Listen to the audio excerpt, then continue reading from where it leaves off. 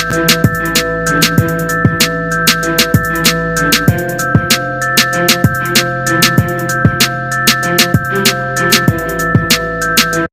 students. In the previous lecture, we have seen the de Broglie hypothesis and also different formulae for calculation of wavelength of de Broglie wave or a wavelength of a matter wave, and these formulas are given as below.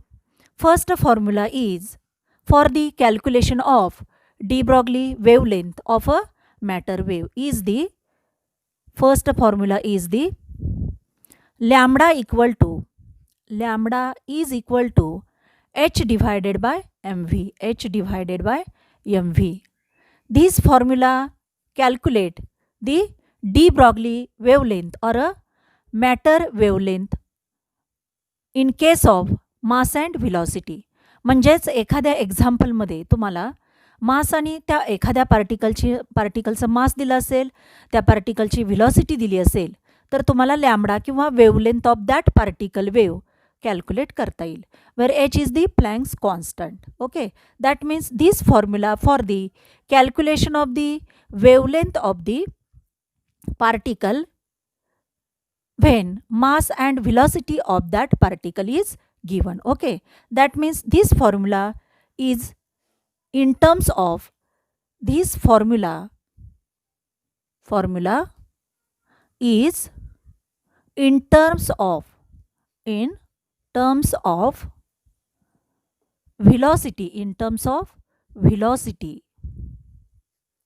velocity and mass of that particle.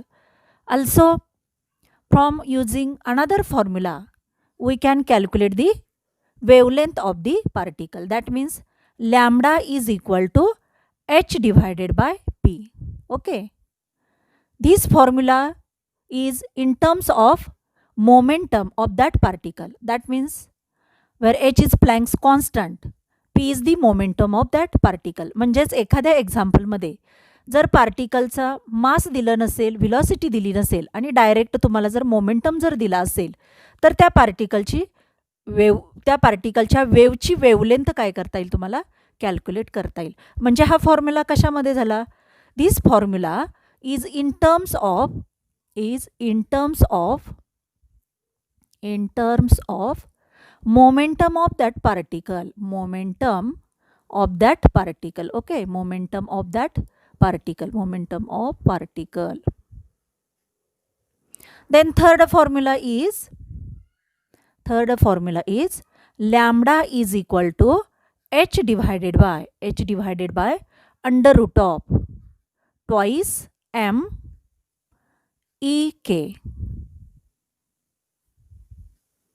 आता ह्या फॉर्म्युलामध्ये हा formula तुम्ही कधी वापरणार आहात, तर एखाद्या दिलेलं जे एक्झाम्पल असेल त्या एक्झाम्पलमध्ये त्या पार्टिकलची तुम्हाला कायनेटिक एनर्जी दिली असेल, म्हणजे मोमेंटम ही दिलेलं नाही, मास ही दिलेलं नाही किंवा व्हेलॉसिटी ही दिलेली नाही, त्या एक्झाम्पलमध्ये डायरेक्ट तुम्हाला जर कायनेटिक एनर्जी दिली असेल त्या पार्टिकलची आणि मास दिलं असेल आणि तुम्हाला वेवलेंथ किंवा डी ब्रॉगली वेवलेंथ जर कॅल्क्युलेट करायला जर सांगितली असेल, तर तुम्ही हे दोन्ही फॉर्म्युले तुम्हाला हे वापरून चालणार नाहीत, तर डायरेक्ट हा तुम्हाला फॉर्म्युला वापरावा लागेल. म्हणजे हा फॉर्म्युला कशामध्ये झाला, तर in terms of kinetic energy of particle. Okay, then fourth formula is lambda is equal to h divided by under root of twice m q v. Okay, m q v. आता यातल्या प्रत्येकाचं meaning काय आहे, ही जी term जी आहे त्या टर्मचं meaning काय आहे, तर h is Planck's constant, 2 is constant, m is the mass of that particle. ज्या पार्टिकलची तुम्हाला डी ब्रॉगली वेवलेंथ कॅल्क्युलेट करायची आहे त्या पार्टिकलचं मास असेल m. Q is the charge of that particle. त्या पार्टिकलवरती चार्ज किती आहे, त्या चार्जसाठी नोटेशन आहे small q. And v is the accelerated voltage. That means ते जे व्होल्टेज जे आहे ते व्होल्टेज दिल्यानंतर किंवा व्होल्टेज ॲप्लाय केल्यानंतर तो जो पार्टिकल आहे तो पार्टिकल ॲक्सिलरेट होईल किंवा मोशनमध्ये येईल. ओके. आणि ती जी व्होल्टेजची व्हॅल्यू असेल ती व्होल्टेजची व्हॅल्यू म्हणजे इथं नोटेशन आहे व्ही. ओके. म्हणजे एखाद्या एक्झाम्पलमध्ये तुम्हाला कायनेटिक एनर्जीही दिलेली नाही किंवा व्हेलॉसिटीही दिलेली नाही, डायरेक्ट किंवा मोमेंटमही दिलेला नाही. मग काय दिलेलं आहे तर चार्ज दिलेला आहे आणि ॲक्सिलरेटेड व्होल्टेज जर दिला असेल तर तुम्ही त्या एक्झाम्पलमध्ये लॅम्बडा कॅल्क्युलेट करण्यासाठी हा फॉर्म्युला तुम्ही वापरू शकता. म्हणजे हा फॉर्म्युला कशामध्ये झाला तर in terms of accelerated voltage. Okay. Accelerated voltage. आता नेक्स्ट अजून एक फॉर्म्युला आहे. हा जो फॉर्म्युला मी जो देणार आहे तो फक्त इलेक्ट्रॉन वेव्हची वेव्हलेंथ कॅल्क्युलेट करण्यासाठी तुम्हाला हा फॉर्म्युला दिलेला आहे. इलेक्ट्रॉनची वेव्हलेंथ कॅल्क्युलेट करण्यासाठी हा फॉर्म्युला दिलेला आहे. This formula is not applicable for any other particle. बाकीच्या कोणत्याही पार्टिकलसाठी तुम्हाला हा फॉर्म्युला वापरता येत नाही. तर हा फॉर्म्युला फक्त इलेक्ट्रॉनच्या वेव्हची वेव्हलेंथ कॅल्क्युलेट करण्यासाठी तुम्ही वापरणार आहात. आणि तो फॉर्म्युला कोणता आहे तर lambda E is equal to, इथं एच येणार नाही तर एच आणि एम क्यूची व्हॅल्यू जर घातली तर तुम्हाला कोणतं इक्वेशन मिळेल. Lambda E is equal to 1.228 in nanometer. Okay, in nanometer divided by under root of v. आता यातलं प्रत्येकाचं मीनिंग काय आहे बघा. तर lambda E is the wavelength of the electron wave, 1.228 constant, and it is the value in nanometer. Okay. V is the accelerated voltage. It is not equal to velocity. हे velocityसाठी notation नाही. तर हे V हे जे notation आहे ते कशासाठी आहे तर ॲक्सिलरेटेड व्होल्टेजसाठी आहे. म्हणजेच काय तर this formula is applicable. Only for electron wave.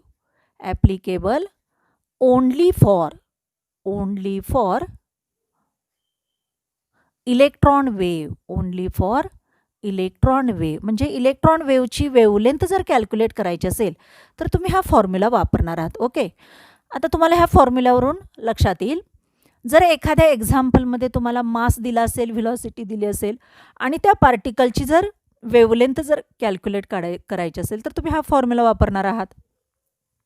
एखाद्या एक्झाम्पलमध्ये मास दिलेलं नाही, सेपरेट व्हेलॉसिटी दिलेली नाही, डायरेक्ट मोमेंटम दिलेला आहे तर तुम्ही हा फॉर्म्युला कॅल्क्युलेट करणार आहात. ओके. आता खरं तर पी म्हणजेच काय तर एम इंटू व्ही आहे, मास इंटू व्हेलॉसिटी आहे म्हणजेच पी. ओके. म्हणजेच मोमेंटम ऑफ दॅट पार्टिकल. म्हणजे एम दिलेलं नाही, व्ही दिलेलं नाही, डायरेक्ट पी जर दिला असेल, मोमेंटम दिला असेल तर हा फॉर्म्युला कॅल्क्युलेट करता येईल. एखाद्या एक्झाम्पलमध्ये तुम्हाला व्हेलॉसिटी दिलेली नाही आणि kinetic energy of that particle जर दिली असेल, एच हा दिलेलाच असणार आहे because it is Planck's constant, आणि मास दिला असेल तर तुम्ही हा फॉर्म्युला वापरणार आहात for the calculation of the wavelength of that particle. Suppose एखाद्या एक्झाम्पलमध्ये तुम्हाला काय दिलेलं आहे तर चार्ज ऑफ दॅट पार्टिकल दिलेला आहे, ॲक्सिलरेटेड व्होल्टेज दिलेला आहे, कायनेटिक एनर्जी दिलेली नाही, मास दिलेला नाही, व्हेलॉसिटी दिलेली नाही, तर तुम्ही हा फॉर्म्युला यूज करणार आहात. This formula is in terms of accelerated voltage. Okay. आणि हा जो फॉर्म्युला आहे 5 नंबरचा फॉर्म्युला, ह्या फॉर्म्युल्याच्या सहाय्यानं तुम्ही कोणाची वेव्हलेंथ कॅल्क्युलेट करू शकता तर फक्त इलेक्ट्रॉनची वेव्हलेंथ कॅल्क्युलेट करण्यासाठी हा फॉर्म्युला वापरायचा आहे. ओके. बाकीच्या कोणत्याही पार्टिकलच्या वेव्हची वेव्हलेंथ कॅल्क्युलेट करण्यासाठी हा फॉर्म्युला तुम्हाला वापरता येणार नाही. Okay. Then we see the examples depends upon these formulae. Students, here we see example number 1. A student weighing 45 kg is running with a speed of 8 km per hour on a footpath 2 meter wide. A small car weighing 1200 kg is moving with a speed of 60 km per hour on a 20 meter wide road. Calculate their de Broglie wavelengths.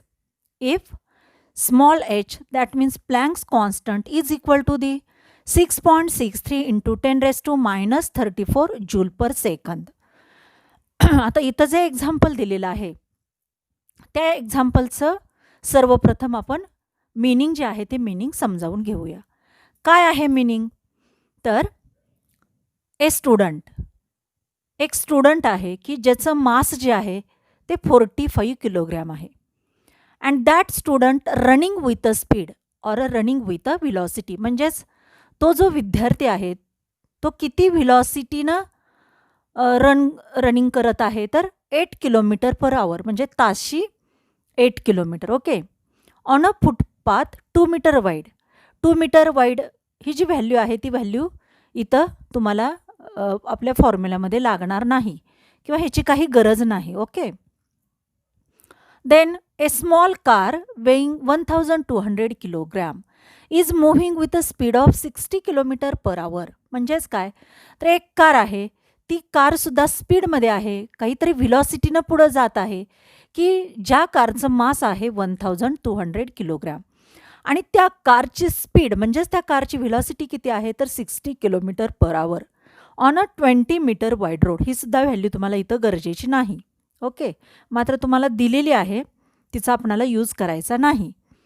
Calculate their de Broglie wavelength. तेव्हा त्या स्टुडंटची आणि ती जी car आहे त्या कारशी related असणाऱ्या ज्या waves असतील त्या वेवची वेवलेंथ तुम्हाला काय करायला सांगितलेली, कॅल्क्युलेट करायला सांगितलेली आहे. तुम्हाला माहीत आहे मॅक्रोस्कोपिक पार्टिकल असू दे किंवा मायक्रोस्कोपिक पार्टिकल असू दे, तो जर पार्टिकल हा काहीतरी व्हिलॉसिटीनं काहीतरी वेगानं जर पुढं सरकत असेल तर तो पार्टिकल काय करतो, वेव नेचर कवर करतो. इथं स्टुडंट जो आहे तो स्टुडंटसुद्धा काहीतरी स्पीडनं मूव्ह होत आहे. ह्या ठिकाणी कार जी आहे ती कारसुद्धा काहीतरी व्हिलॉसिटीनं मूव्ह होत आहे. म्हणजेच काय, कारकडून आणि त्या स्टुडंटकडून वेव नेचर कवर केलं जाईल आणि ती जी वेव नेचर असेल किंवा ती जी वेव असेल त्या वेवची वेवलेंथ तुम्हाला कॅल्क्युलेट करायची आहे. म्हणजेच डी ब्रॉगली वेवलेंथ तुम्हाला कॅल्क्युलेट करायची आहे. आता पाठीमागच्या इमेजमध्ये तुम्ही वेगवेगळे फॉर्म्युले जे आहेत ते फॉर्म्युले बघितलेले आहेत, स्टडी केलेले आहेत. आता त्यापैकी ह्या त्या 5 फॉर्म्युल्यापैकी कोणता फॉर्म्युला तुम्ही इथं वापरणार आहात, तर तुम्हाला ज्या व्हॅल्यू दिलेल्या असतात, गिवन जे असतात, त्या गिवनचा तुम्ही थोडाफार विचार करणार आहात आणि तो विचार करून त्या 5पैकी तुम्हाला फॉर्म्युला काय करता येईल, सिलेक्ट करता येईल. ओके. मग या ठिकाणी काय काय दिलेलं आहे बघा.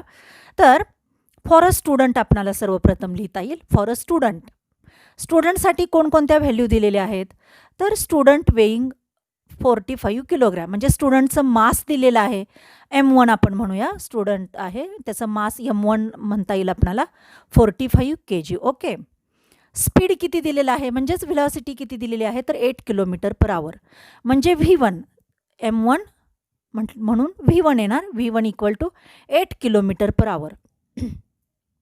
मात्र ही व्हॅल्यू जी आहे ती व्हॅल्यू तुम्हाला SI सिस्टीममध्ये कन्वर्ट करावी लागेल. म्हणजेच जसं M1 हे किलोग्रॅम SI सिस्टीममध्ये आहे त्याचप्रमाणे व्हिलॉसिटीची सुद्धा व्हॅल्यू तुम्हाला SI सिस्टीममध्ये कन्वर्ट करावी लागेल. आणि ती कशा प्रकारे येणार आहे, तर किलोमीटर पर आवरच्या ऐवजी तुम्हाला मीटर पर सेकंद हे युनिट जे आहे ते युनिट कन्वर्ट करावं लागेल. आता कशा प्रकारे येईल बघा. 8 किलोमीटर म्हणजेच मीटरमध्ये किती येणार, तर 8 × 10³ मीटर येईल. ओके.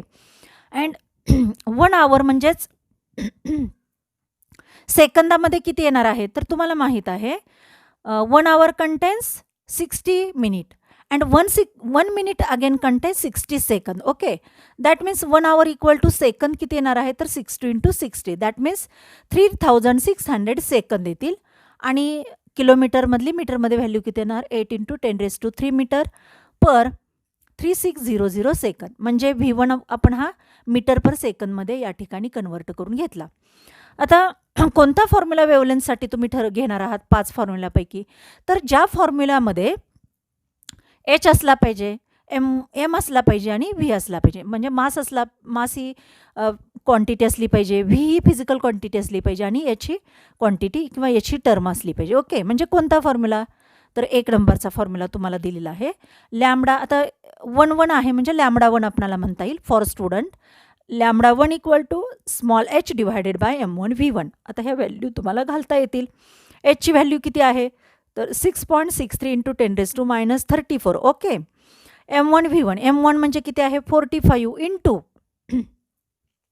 v1 म्हणजे किती आहे तर 8 इंटू 10⁻³ पर किंवा डिवायडेड बाय 3600. म्हणजे इथं v1च्या ऐवजी तुम्ही काय लिहिणार आहात तर 8 इंटू 10⁻³ डिवायडेड बाय 3600. डिवायडेड असल्यामुळे हे काय होणार इथं वरती जाऊन मल्टिप्लाय होतील म्हणजे काय होणार इंटू 3600 होणार आहे. ओके.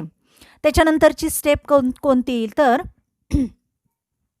6.63 इंटू 10⁻34 होईल. ओके. इंटू 10⁻34 होईल आणि इथं जे 10⁻³ जे आहे ते वरती गेल्यानंतर काय होणार आहे 10⁻³ होईल.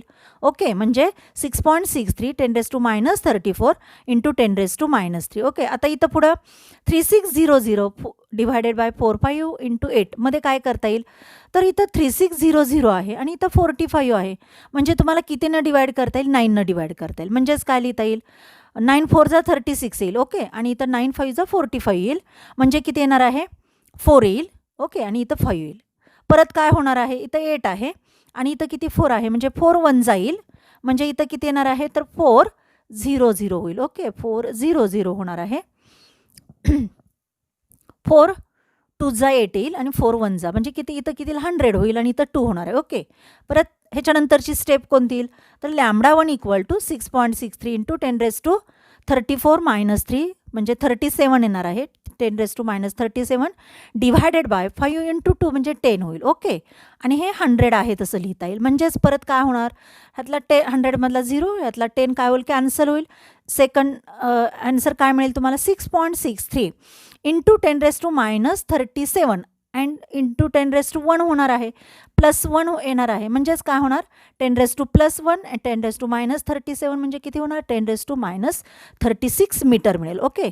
म्हणजेच for student de Broglie wavelength lambda 1 equal to किती व्हॅल्यू मिळेल 6.63 into 10⁻36 metre. Okay. This is the de Broglie wavelength for the student किंवा de Broglie wavelength for a student. Okay. Then next we calculate de Broglie wavelength for a कारसाठी de Broglie wavelength तुम्ही calculate करणार आहात. आता कशा प्रकारे calculate करता येईल तर फॉर अ कार दिलेल्या व्हॅल्यू तुम्हाला लिहून घेता येतील. कारसाठी मास किती दिलेला आहे माहीत आहे 1200 kg म्हणजे 1200 kg तुम्ही लिहून घेणार आहात. v2 किती येणार आहे तर स्पीड दिलेला आहे 60 km/h दॅट मीन्स काय येणार आहे 60 km/h. आता हे मीटर पर सेकंद तुम्हाला कन्वर्ट करून घ्यावं लागेल. तुम्हाला माहीत आहे 1 किलोमीटर इक्वल टू 10⁻³ मीटर येणार आहे म्हणजेच काय ना 60 इंटू 10⁻³ मीटर येईल. And 1 hour equal to 3600 seconds येतील म्हणजेच काय येणार आहे 3600 येतील. ओके. त्याच्यानंतर इथं डिवाइड करता येईल 0 कॅन्सल होईल 6 1 जा 6 येईल आणि इथं काय होणार आहे 6 जा 36 दॅट मीन्स 60 शिल्लक राहणार आहे या ठिकाणी 60. ओके. ही व्हॅल्यू पुढे इकडे लिहिता येईल 10⁻³ metre per second 10⁻³ metre 10⁻³ divided by 60 metre per second. ही व्हॅल्यू कोणती कशाची येणार आहे v2ची येईल. आता इथं जो फॉर्म्युला वापरलेला आहे तोच फॉर्म्युला वापरावा लागेल कारण मास दिलेला आहे व्हेलॉसिटी दिलेली आहे आणि स्मॉल h दिलेला आहे आणि डी ब्रॉगली वेवलेंथ विचारलेली आहे. म्हणजे ज्या फॉर्म्युल्यामध्ये लॅम्बडा 2 असला पाहिजे स्मॉल h असलं पाहिजे आणि m आणि v असला पाहिजे असा फॉर्म्युला सिलेक्ट करता येईल. आणि तो किती नंबरचा फॉर्म्युला आहे 1 नंबरचा फॉर्म्युला आहे for the calculation of de Broglie wavelength. Okay. Lambda 2 equal to hची व्हॅल्यू इथं ठेवता येईल तुम्हाला 6.63 इंटू 10⁻34 डिवायडेड बाय m2 किती येणार आहे इथं दिलेलं आहे 1200 इंटू 10 इंटू किती येणार आहे m2 जो आहे तो m2 1200. ओके. आणि v2 किती येणार आहे तर 10⁻³ डिवायडेड बाय 60. आता इथं इंटू 10⁻³ डिवायडेड बाय 60 हा 60 काय होणार आहे वरती जाणार आहे. ओके. त्यामुळे फक्त काय शिल्लक राहील 6.63 इंटू 10⁻34 इंटू 60 डिवायडेड बाय मासची व्हॅल्यू 1200 आणि व्हेलॉसिटीची व्हॅल्यू किती होणार आहे या ठिकाणी 10⁻³ ओके. आता या ठिकाणी सेम जे काही कॅन्सल करता येईल डिवाइड करता येईल तो तुम्हाला हे ठिकाणी कॅन्सल होईल, 0ला 0 कॅन्सल होईल. ओके, नंतर काय होईल, 6 1 जा 1, 6 1 जा 6. ओके, अँड 6 2 जा 12 अँड 0 आहे तसंच राहणार. म्हणजे इथं 20 शिल्लक राहील आणि इथं 1 शिल्लक राहणार आहे. अँड 10⁻³ ओके, पुढं काय येईल, 6.63 इंटू 10⁻⁻34. इथं 10 डिनॉमिनेटरला आहे 3, न्यूमरेटरला गेल्यानंतर काय होणार, 10⁻³ होईल. ओके, अँड डिवाइड काय राहणार आहे, 20. म्हणजे पुढची स्टेप कशी लिहिता येईल तुम्हाला, 6.63 इंटू 10⁻34 इंटू -3 म्हणजेच काय होणार, 10⁻37 होईल. डिवायडेड बाय आपण हे स्प्लिट करून लिहू शकता तुम्ही, 2 इंटू 10. ओके, आता हे 10⁻+1 असणार आहे, तर न्यूमरेटरला गेल्यानंतर काय होईल, 10⁻−1 होईल. म्हणजे काय लिहिणार आहात तुम्ही, 6.63 divided by 2 is equal to the 2ने जर डिवाइड केलं तर 3.31 होईल इंटू हा वरती गेल्यानंतर 10⁻−1 दॅट मीन्स 10⁻−38 मीटर व्हॅल्यू येईल. म्हणजेच de Broglie wavelength for a student किती येईल, 6.63 इंटू 10⁻36 मीटर येईल. And de Broglie wavelength for a car λ2 is equal to 3.31 into 10⁻38 metre. Okay.